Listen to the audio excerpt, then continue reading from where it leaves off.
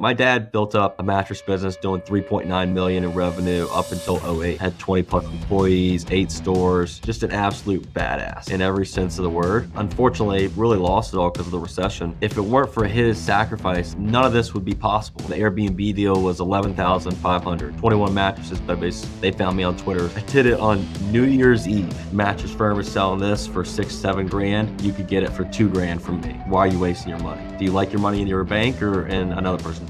I'm going all in on my mattress business. All right. We got the mattress guy on here. Freaking stoked to talk about mattresses. Let me ask you a question really quickly. What's the grossest mattress you've ever seen? I've seen countless with just multiple stains on it. You get the stains? Are there maggots? You ever find like maggots in them? I haven't yet, thankfully. I don't know if I would what I would do. I'd probably call like a removal company. I try and stay away from used mattresses at this point. Dude, it's the stains. You posted a picture the other day. It was like, is that disgusting. Blood or coffee or poop or like what the freak? I had one recently. I was helping an old lady out and I picked up the mattress and I felt the wetness on it. And I was like, this is disgusting. Dude, I heard the stat, like if you have a mattress for 10 plus years, like a certain number of pounds of accumulated human like skin shedding is in that mattress. Is that true? That's what people don't understand fully is like your body just naturally sweats. So you don't have to pee the bed or spill wine or whatever. Like you're just naturally going to have, right, your bodily, it's disgusting. Oh my gosh. All right. So you own a mattress business. Yep. I'm going to do like a quick background on you. It's a family business. Your dad owns a store. Your brother owns a store. You went out kind of on your own, learned the business, ended up coming back to where family is. And now are you operating in the same market as them? I'm in Charlotte. They are in, my brother's in Raleigh. My dad's in Wilmington. But yes, I started out in Pittsburgh to start. So you have these mattress stores across the family. Are you guys sharing any resources? Yes, everything. So essentially, we all own and operate our own location, but we come together collectively as a team when buying, when talking through strategy, when marketing, etc. What about things like payroll, accounts payable, financing, those types of things? Yeah, I mean, we don't have to necessarily worry about that yet. To be honest, we all don't have any employees or anything under us. So it's kind of a one-man band on each location.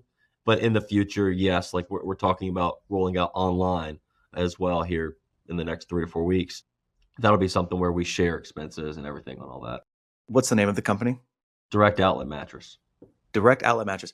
Is that a franchise or is it like that's your guys' family company? It's ours. Here's another big question.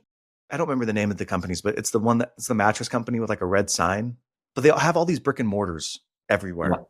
Yep. And I don't ever see people in these freaking stores. I don't understand what the business model is, dude. You have the real estate, you have the overhead, but nobody's in your store. How do these businesses make money? It's because all you need is 1 to 2 to 3 customers a week and it pays the bills. People say this about Mattress Firm 24/7. They're like, that's what it was. Mattress Firm. Okay. Yeah. Mattress Firm. Yeah. Mattress Firm's the biggest. They're multi-billion, by the way. They just got bought out for $4 billion. Oh Probably my like gosh. third time with PE. They sell mattresses for 6, 7, 8 grand every day of the week and twice on Sunday. They sell adjustable base as well. You can literally, if you go to their website right now, you'll find Tempur-Pedics anywhere from 10 to 16K. And that's for the mattress and the adjustable. Do they cost $5K for that? No shot. I mean, they're making high margins, 60, 70% margins, right? But then they have all the employees, marketing, et cetera, that they pay for. So that's a simple answer for you. Oh, so since it's a high ticket item, it's like I just need a few of these a week. 1,000%. They make it up, right? I mean, they're the biggest known mattress brand in the US. So they make it up with, foot traffic and all their ads that they spend countless millions on, right? We bought a new mattress in the last year, but 2024. And we spent $5 grand on it. It was at a Mattress Firm. There you go. Cool. Let's go do this thing. Here's another thing I don't understand. Most of the mattress firms that I've seen are in really good locations. Like they're on really busy streets. They're highly visible. It's not like they're in the business park. You know what I mean? Is that strategic? Like, is this going to Yeah, be an impulse buy? location, right? I mean, it's convenience. Mattress Firm is all about convenience. That's why you'll see one on one side of the street and one on the other, right? They're trying to hit people on both drives, right? So theirs Wow. is a very traditional model where they just want to saturate the market and then they get almost all of it, right? Big time foot traffic. People searching on Google and you're 2-3 minutes away from a Mattress Firm. Tell me about the stores themselves, like your stores. Do you own the real estate or are you leasing them? No, we rent. Okay. What about a company like Mattress Firm? Do they own the real estate or are they leasing? I'd have to double check on that. I assume at some point they do. I know that it depends. Like they have now what used to be one of my dad's stores and they rent it out. So I think it probably depends. I would assume with how much they have over, I think it's like 2,500 locations. So I doubt they own all of them, That would be a lot of real estate. Yeah, that would be but a lot of they real estate. probably have a good majority of them that they own. So let's look at a store like yours and we can maybe try to make it analogous to Mattress Firm. But how many square feet is your store? My store is about 3,000 square feet. Okay, so 3,000 square feet, and your monthly lease is what on that? Mine's more expensive here, to be honest. It's 3,300. Okay, so 3,300, and then you've got how many employees that work for you? None. It's all None, me. it's just you? Yep. Okay, that's right. All right, so you're running the business full time. What other overhead expenses would you have? So 3,300 for the lease, maybe you have some utilities in there? Yeah, really advertising. We're spending out another grand or so, grand to $2,000-ish in advertising. Marketplace, Craigslist, OfferUp are all easy ones. But then really trying to build out, the business like ours, word of mouth, right? Referral programs. Mhm. Interior designers are great because they have people who want to spend 5 to 6 to 7 grand on mattresses, right? And then realtors as well. A business like yours, let's say if your lease is $3,300 a month, marketing is $1,000 a month. Let's just round up and say 5 grand a month is like your overhead, right? This is Yep. fixed costs. This is what I'm spending Yep. every single month. So And if that's you look pretty at it high, from, to be fair as well. and if you look at it from that perspective, if you're selling a $6, $7, $8,000 mattress, I know you're not. I'm just going back to Mattress Firm. 6, 7, $8,000 mattress. You need to sell like 2 of those a month Yep. to basically just meet Exactly. your overhead. That's crazy. Okay, that makes sense. That store that you went to, that one sale, paid for probably 2 weeks at least for them, and then they need another one for the next 2 weeks. Insane. Are there franchise mattress Yeah. stores? Yeah, There definitely. are. Yeah. I mean, I don't want to give all of them, No, that's cool. publicly, Yeah. You're good. but yeah, there's tons of them out there, and honestly, a lot of them are garbage. Let's get into like the business mechanics of it. How do you acquire customers? Because you just said Facebook Marketplace, Craigslist, surprising. And then you're like working on word of mouth. What are the traditional ways that you typically find customers for your store? Google's the biggest, right? I mean, people just search mattress store near me, right? King mattresses near me, whatever the case is, right? So that's the first thing. And we have a marketing team. And are you focused for Google? Is it like SEO? Is it pay per click? Right now, SEO. We will get into PPC down the line. We use Bodie and Striker. Oh, dude. Awesome. I love Bodie. I had Yeah. him on the podcast. Yeah, they're great. They're great. So we use them for all 3 locations. And then eventually we'll do PPC as well, especially as we build out our online. What about Google Business Profile? Is that something you focus a lot on or no? They handle all that for us. Yeah. Kind of all inclusive in the SEO thing. Cool. So there's the Google side, and then interesting, Craigslist and Facebook Marketplace. Like, how do you Yeah. advertise on those? And to be completely transparent, Facebook's died down a good bit. Facebook used to be like, I could get people buying $1,000, $2,000 mattresses all the time. It's gotten far lower in quality, especially over the past about 2 or 3 years. When I was in Pittsburgh, where I started, which I did, I think it was close to 68,000 in the first 4 months there in sales. It was probably 50% of my sales were Facebook Marketplace out there. Different dynamics and everything out there, but yeah, it was just Facebook Marketplace. I don't know what to say other than that. Putting up, we use something to automate it, so it's it's pretty easy. How much did you do in your first? You said $400,000 in your what? No. 68,000 in the first 4 months. Sorry. Wait, $400 million in 2 No. days? You're like, no, Nick, you're an idiot. That's not what I said. So Facebook Marketplace isn't as big of a channel for you, but Craigslist is? Google's the biggest. and then word of mouth and just like getting your name out there and programs. It's Do you do like mailers? Do you do no, we don't. Haven't seen them as effective, you know? I mean, you think of like, I mean, I got thousands of things in the mail for like, especially political season, right? And it was just like garbage. I'm like, trash, trash, trash, right? So so do you know what your customer acquisition cost is right now? I don't think we have like a pinpoint number on it, to be honest with you. I mean, it's less than 100 for sure. Let's calculate it. If you're spending $1,000 a month on marketing, on average, how many customers are you getting a month? We're anywhere in the, I'd say 20 to 30 range. 20 to 30. Okay, so if it's 20, that's $50. Yep. If it's 30, it's $33. So you're between $33 and $50 Right. per Sounds customer about right. per Yep. month. How much revenue are you doing a month? So let's see, we're on pace for about 200-ish, 200,000 a year. So I think that brings us out to like 20-ish. Yeah, cool. So let's say 20. Wow. So if you're spending 1,000 and you're getting 20,000 coming in the door, Right. that's a 20 ROAS. That's Yeah. pretty good. Yeah. I think repeat referrals, right? Google, it all kind of plays in, you know. The model isn't like these bigger stores, right? Where it's foot traffic, et cetera. The model's more driving people to a location rather than the location driving the sales. To be off. If it's $20,000 a month and you get 20 customers a month, that's only $1,000 per customer per month. Is that your average ticket size, or is that just Yeah, right now, and to be honest, in the really? past 3 months, yeah, I'd say so. Our business is completely like, this is a fascinating time for us. It's completely changing. We used to cap out right around 1,500, 2,000. In the past 3 months, we've taken on other lines, new models. This is right around the time where it all changes. Now we're up to 3,000 or 3,500, right?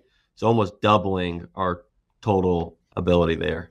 So What does that mean when you expand new lines? And isn't it just a mattress, or like what? no, there's 1,000 things that go into mattresses. That's really an educational thing at the end of the day. So you have like individually pocketed coils, which is the best coil unit you can have in a mattress. You have different layers of memory foam. So you have like low density and then high density, right? High density would be considered like what's in those, like, I don't know if you bought like a Tempur-Pedic or what you bought from Mattress Firm. We didn't buy Tempur-Pedic. My wife did not like the way the Tempur-Pedic felt. Gotcha. So we Okay. got, it is a traditional mattress with springs in it, but it's Okay. like some hybrid type. Some hybrid type. So Yeah. right there, that tells me that it's got memory foam in it. If it's a true hybrid, which for $5,000, you better be getting that. And then it's got individually pocketed coils. The base was in there too, right? So it's probably 1,500 Right. for the base, and then the rest, or some split. I'm not sure exactly what it was. Right. Yeah. Base is in like an adjustable base or Mhm. okay, gotcha. Cool. Yeah. Can I just say for a second, life changing. Yeah. I'm dead freaking serious. Do you have an adjustable base? I don't. I don't need Bro, one. I'm single, bro. so it doesn't really for me. But I'm an old married man. I'm telling you right now, you love it. the ability to prop your head up, bro. Yeah. Oh Yeah. my gosh. Like, I don't have to have 5 pillows behind me anymore for Yeah. my wife and I to watch a show. Talk about put my feet up, Yeah. zero gravity mode, or as my wife and I call it, zero grav. It's incredible. It has like the vibrating massager, which I thought was super stupid at first. And now I'm like, You love it. take me away. Just take me away. Yeah. For real. It's amazing. Like, Is it all legitimately. one? Is it all one king for you guys? Gotcha. Yeah. It's all one king. I didn't want I don't know. I just felt like at that point, it's like too many moving parts. And I don't know. That just felt silly for me. But dude, it's People typically legitimately. go the Twin XL route when they can't compromise on a mattress, right? And Yeah. so that's typically the route there. But it's Yeah. more expensive. You're talking another 3, 4 It is. grand.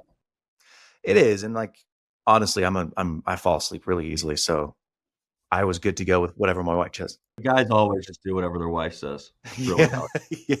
every time. But I will say, for the first time, the week after I got it, the first time I was like, I understand why the sales tactic now is like, you spend a third of your life in bed. You know what I mean? It's like, you should treat yourself. Come Yeah. on, spend a little more. Yeah. I've had both of my brother-in-laws come over, and I'm like, when we first bought it, I was like, dude, come upstairs. They're like, what? I'm like, just come with me. And they're Huh. just like, I'll go and lay in my bed and they're like, this is kind of weird. And I'm like, yeah, but it's amazing, right? Yeah. And anyways, Well, you know I'm a what believer. they say about shoes and mattresses. They say if you're not on one, you're on the other, right? And If so you're they say not to on spend one, on both. I haven't, no, I hadn't heard that. Yep. There you go. Okay. So anyways, basically expanded the quality offerings, I guess, like those Yeah, being sort of the 100%. high end. Okay. Exactly. The quality offerings, but also the ability for us to capture more on that revenue and to get our LTV up, right? It seems to me, I don't know, if you spend 1,000 and it generates 20,000, why not spend 5,000 and generate 100,000? Yeah, the hardest part with the store model, and this is where for me it's always been a catch 20, right? Is you still got to reinvest that money back into inventory, right? And so you have Oh, this inventory turn and then some inventory doesn't turn like you expected it to. And so that's probably the hardest part. oh, Now that is changing. So we've, like I said, a lot's changed in the last 3 months really for us. A lot of our higher end models we're bringing in less in inventory and we're just saying to our manufacturers, hey, ship it to us when we need it, right? And so we'll order stuff in and just tell our customers 3 to 7 days. And then we have less money in inventory, right? So we're getting better at just like cash flow as well there. So it's kind of a combination of those things. is it pretty typical for for mattress companies to just hold a bunch of inventory? Yeah, I mean, when I started out in Pittsburgh, we had 30K in the business, Is that because people want their mattress right away? And if you can't deliver it right away, they'll like walk? especially the cheaper people. I didn't know that. Oh I yeah. guess that makes sense. Okay, so it is a pretty capital intensive business, but it's all tied up in your inventory. Yeah. Like I have a customer later today and I expect to probably deliver it tonight. Other than the mattress sales, are there any other revenue streams? Yes, like other products and stuff we do, pillows, protectors, adjustable bases, you mentioned it, bases. So there's all these other add-ons that we'll do as well. What about like pickup and delivery? Yeah, don't really make a lot of money there, to be honest with you, and not really something I care a lot for. I think it's just time out of the business, really, more so for me. So we charge for it. I don't really get excited doing it. What about things like warranty? Like, oh, buy a 3-year warranty for your mattress. Do you sell things like that? It comes included with the mattress. Oh, okay. So you're buying it from a manufacturer and the manufacturers have the warranty. You as the mattress company or Exactly. the wholesaler are not selling. Okay. That makes sense. Right. What are typical margins on a business like this? I kind of break it up into three different categories, especially now, like Twitter and everything. Residential, anywhere from 50 to 60%, right? And for Mattress Firm, et cetera, probably even more so. And that's gross margin or is that like net? So net is going to be around 30 to 33 after probably Okay, everything's cool. said and done. But yeah, gross on like just mattress, here's my cost of goods, right? Airbnb around the 30 to 40-ish mark, depending on volume. And then hotels anywhere from like the 10 to 15-ish range. Oh, because on hotels, you're making it up in volume as opposed to Oh yeah, real just the volume. margin. Yeah. Which one do you like the best? If you had to pick one to just like go all in on. Just do 24/7 hotel, obviously. Really? Yeah. I Why? mean, well, one, I like talking to business owners, so that's great. For Okay. instance, the hotel deal we did, right? And people can kind of infer some numbers, but like this is public. $104,000 hotel deal, 392 mattresses. Wow. We actually saved him. He got a quote for this. What he's the guy's name is Pete. I tell you can find him on Twitter, which is also another cool thing. The guys under like 1,000 followers on Twitter are just like usually the guys who got it. The best. Yeah, 132,000 is what he got quoted, and we were able to do it at 104,000 out in Gatlinburg, Tennessee, and just gave him a better quality mattress, you know, top to bottom in terms of specs, etc. Looked at everything for him. Something's gonna last longer, but like that interaction with him was just the best. When you say you did it in Pittsburgh and then you came back, was Pittsburgh your own thing or were you working for Yeah, it was somebody? my own thing. I wanted a little out of North Carolina, experience something different. And I Cool. got it. But then it was when it was time to come back to family and everything, I came back. How much does it cost to start one of these up? Well, I think when I started mine in Pittsburgh, I was right in all in for 30K. And then how long until you're profitable? Are you profitable month one? Yeah, I mean, I was profitable month one. That's how kind of our business model works, especially with marketplaces taking off. I mean, like I said, I did 68,000 in sales in the first 4 months. It's not like a logistics issue.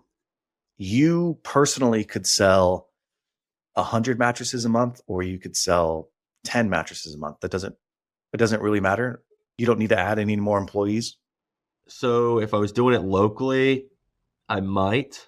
If I was doing 100 a month, I'd probably have to hire like a assistant for driving and stuff like that, so that I could be in the store selling.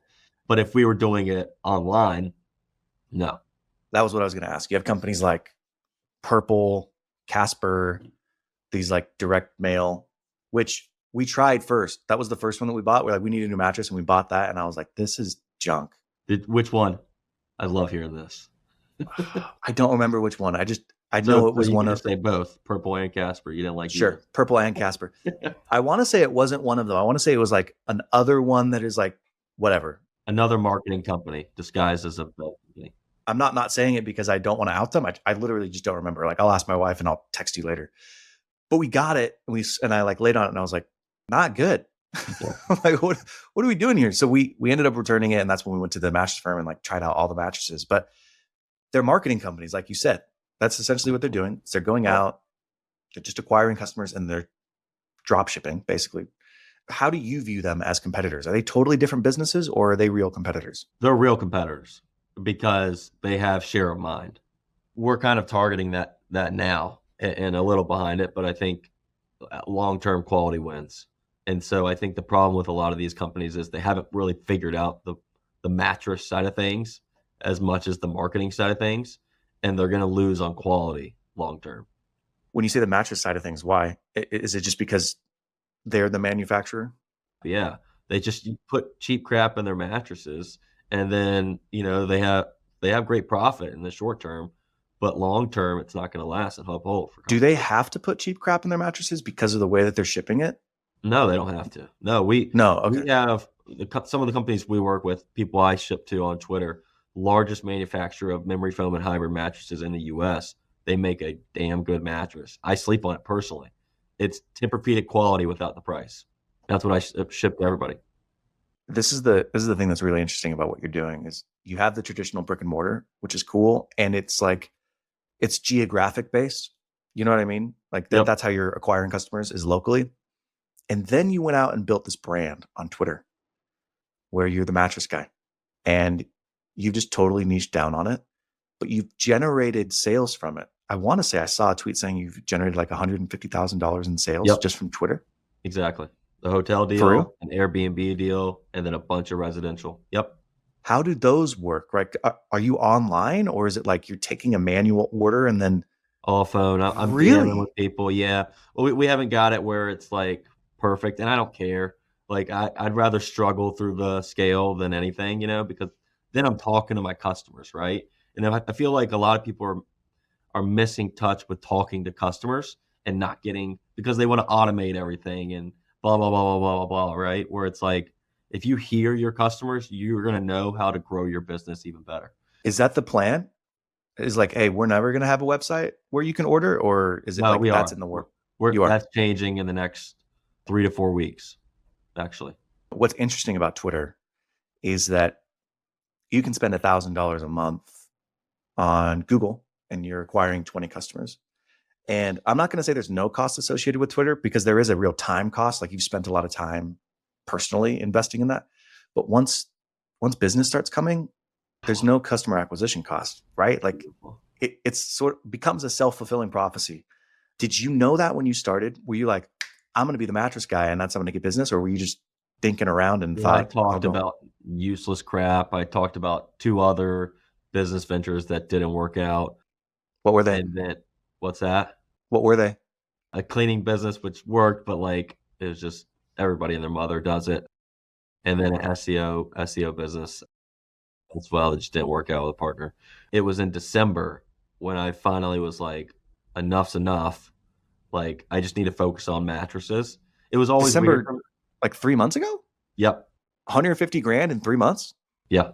Good for you, dude. Yeah. It's been awesome. That's incredible. Thanks, brother. Like, genuinely, that is impressive. It's been awesome. I love it. I love Twitter. Okay, so December, you're like, there's no mattress guys on Twitter. I'm going to be the mattress guy. Honestly, it wasn't even that, man. For me, it was like, you know what? I'm going all in on my mattress business, and that's that, period. And I told that to my brother and his wife. And so I was like, all right, let me put my money where my mouth is. And I was just really pissed off. And every time I've been pissed off has been when I've done very well. Same thing for the 68,000 in 4 months. My dad pissed me off, called me a couch potato, and I just was like, "F you, let's see."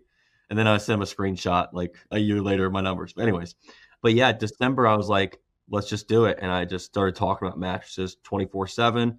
Was straightforward, like, hey, Mattress Firm is selling this for 6-7 grand. You could get it for 2 grand from me. Why are you wasting your money? Do you like your money in your bank or in another person's bank? That is really, really smart. So I'm going to detour for a second because there's the Twitter distribution model, which is interesting in and of itself. But you said something that I think is gold. I think that many people need to hear. You picked one thing and you doubled down on it. And not enough people are doing this. Why did you do that? Like, what was it? Because I failed. I failed. Was that what it is? Yeah. I mean, I failed at the other two things. I was like humiliated. I put a lot of eggs in 2 other baskets and I was like, what am I doing? You know, I had this like come to Jesus moment where I was like, what the freak am I doing? You know, I've spent the last 3-4 years doing mattresses and I have something to show for it, but not what I could be. And to be honest, it was a little bit of like imposter syndrome running from a business that I felt like was really my dad and my brothers, you know? And I'm like, no, like I have just much a part of this as they do. And I need to put my stamp on it. And that's what I've done in the last 3 months. How old are you? 27. One of the things I had to realize, I don't know, in my early 30s was like, there's no shortage of good opportunities. There's no shortage of like, oh, I could make money here. I could make money. Chris, but my business partner, mobile home park guy. Yeah. That's his whole shtick, right? Is like business porn. Like you can make money here and $100,000 in 3 days. Yeah. And that stuff is really attractive. Right. But it's also very distracting. And I'm not knocking Chris. I'm just saying that it appeals to a lot of people who are trying to figure out what their thing is. And what I've found is, especially when you're starting, you just got to pick the one thing. It doesn't matter necessarily what it is. It doesn't matter even if you're in love with it. Just like pick the one thing, become good at it. And then you can set yourself up for freedom down the road. Yeah. Instead of being a jack of all trades and a master of none. Dude, 100%. Or I saw a post last night about this where a lot of people think, I'm going to buy a business and hire an operator. I want to buy a business, but I don't want to buy a job. I'm like, You should buy a job. Like you're a entrepreneur at this point. We all started there. You don't know what you're doing. You don't know how to manage stuff. You don't know how the business operates. If you don't know how a business operates, it's really difficult to manage that business. And then on top of that, if you haven't earned your success, if you're just like hiring people out, it's really hard to appreciate that success. And if you don't appreciate it, you aren't going to respond the way that you need to respond in order for it to continue to be successful. Anyways, I have a soapbox on this, but no, I 100% agree. And I'll just say this, like I now know the sacrifices my dad made when he started everything. My dad built up a mattress business doing 3.9 million in revenue up until 2008. Had 20 plus employees, 8 stores, just an absolute badass, right? In every sense of the word. Unfortunately, really lost it all because of the recession. And held on to 2014 and but if it weren't for his sacrifice, and if it weren't for my grandmother telling him to get a real job to marry my mom, that's a crazy story in itself. None of this would be possible, right? And so I think there's such a blessing in that, but there's a blessing in just grinding it out and figuring it out along the way. I mean, part of how I got the hotel deal, I got the Airbnb deal before that. So the Airbnb deal was 11,500 and 21 mattresses, bed-based, et cetera. They found me on Twitter as well. And I did all that. And do you know when I did it? I did it on New Year's Eve. Okay. New Year's Eve. I'm in this guy, Mike Meisner, I think is how you pronounce his last name.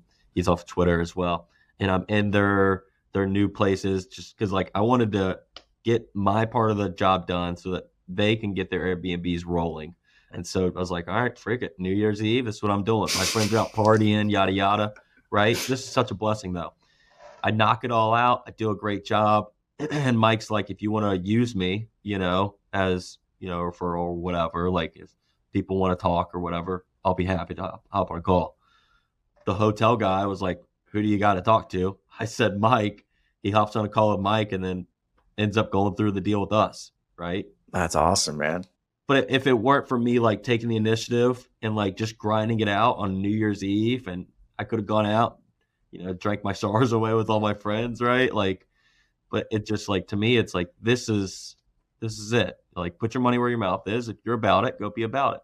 Go do something. I freaking love that. What's your plan for the next 6 months to a year? What does this company look like for you? Online?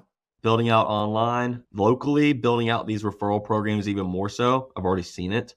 And then letting my marketing team do what they're doing. And then, but the bigger plan is online, distribution online. I told you I bought all this like tech stuff that some guys recommended. Mike Fiore on Twitter did. And you're going to crush, man. Yeah. Going to build out TikTok and then more on Twitter as well. And then whatever content else I can put out there. So build out online, selling online, but also Twitter, et cetera. Is that a different business model? Is that just like drop shipping where you actually never have physical custody of? And I just got in with like a buying group or whatever for shipping, but now we can ship all of my manufacturers anywhere. Some manufacturers already have it set up with FedEx, so you don't have to worry about it, but not all do, especially the really small ones. I haven't seen a guy slinging mattresses on social media yet. So I'm excited to see how you do it. I think you're gonna do great at it because I haven't seen people doing this yet. So there's obviously the great thing is it's already proven, right? I mean, did 150K in 3 months. Now, a good 100 something of that is those two big deals, but it's still a ton of other. I sold a guy $2,000 mattress just Monday, I think. So cool. All right, well, we're gonna go check you out. The Mattress Guy, or is it just Mattress Guy? At Mattress Guy _, I think. _. Yep. At Mattress Guy _. Cool. Nick, from one Nick to another.